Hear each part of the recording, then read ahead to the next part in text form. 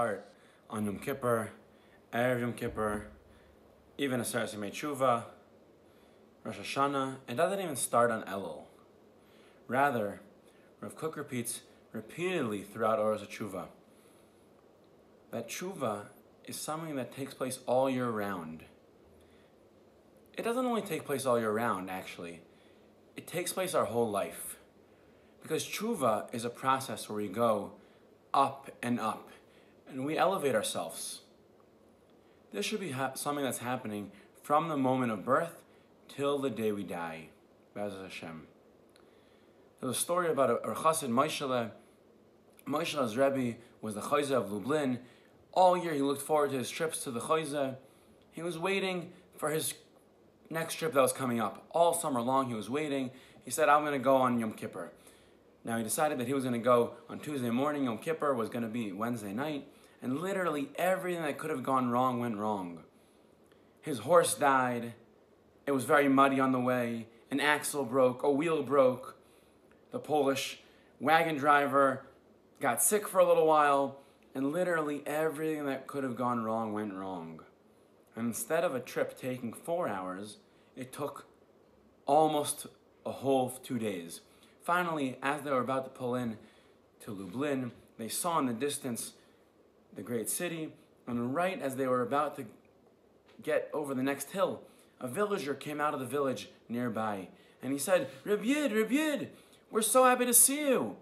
The Moishele stopped, he talked to the Jew, and the Jew was so happy, and he said, we've been waiting for you. We have 9 people here gathered together, and we were waiting for the 10th person to fill our minyan, to complete our quorum. So Moishele was thinking to himself, wow, what an opportunity. This Jew literally came and met me on the way, and he said, I'm the 10th guy, I'm the minyan man. What a greater schus. But then he thought, on the other hand, I've been waiting to see my Rebbe, the Chayze, all year round, all year long, the whole summer. This is what rejuvenates me. It gives me koichos to go all year. I need this. He was already fantasizing about the great Yom Kippur tefillah he would have in the Beis Medrash of the Chayze. Such lights, such high, such a tefillah. So he told the villager, I'm sorry. I'm really feeling for you, and I know you need a 10th man, but I'm not your guy. You're going to need to find him someone else. And with this, he wished him atzlacha, and he went on his way.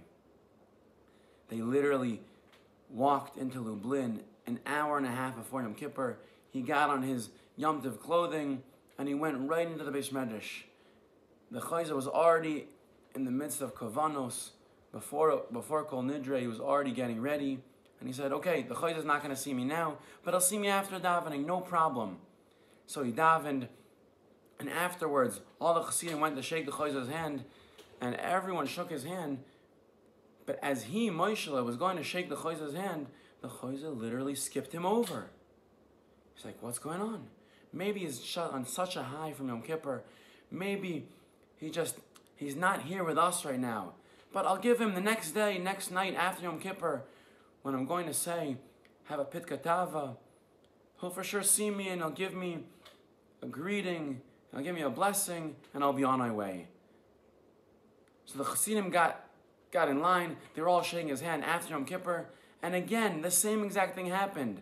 Moishele stuck out his hand, and the Chayze, literally, as if he didn't see him, skipped over him and went to the next chassid. And Moishele was like, I don't understand. Maybe he's just not well. He's fasted all day. I don't get it. He said, I'm going to stay for the first night of Sukkot, the Yom Tov. And with that, I'll say good Yom Tov, and he'll see me, and he'll give me a bracha. So he stayed. Again, he went in the line. And again, the Chayze skipped over him. He's like, okay, one time, maybe it was a happenstance. Second time, maybe he was just really hungry. He couldn't think straight. But a third time, something's up. So the next day, he went into the Chayze's room in a Yechidos, and he asked him, what's going on? I've been waiting for your bracha all year long. And the Chayze said, Reb Yid, Moishele, did he really do a tshuva? And Moishele was thinking to himself, of course I did. But the Chayze said, think again. There was a villager that came to you right before you got into Lublin, and he asked you to fulfill their minyan. He asked you to complete it. But you were on your way. You had your derech that you had to go, and you couldn't change that. But as we started off saying, Teshuva is literally a lifelong endeavor, all year round. And we need to be thinking for ourselves, what is that challenge? What is that obstacle that I need to overcome? That challenge, that obstacle that is in my way, that is how I'm gonna do Teshuva. That is how I'm gonna be elevated now specifically in this Teshuva season, but literally all year round in my whole life. May we merit having a great Teshuva. אפילו שעשינו משהו רע, הוא מוחל וסולח, מוחל וסולח, מושיט ידו לעזרה, ונותן ברחמיו את הכוח לתקן ולשוב אליו.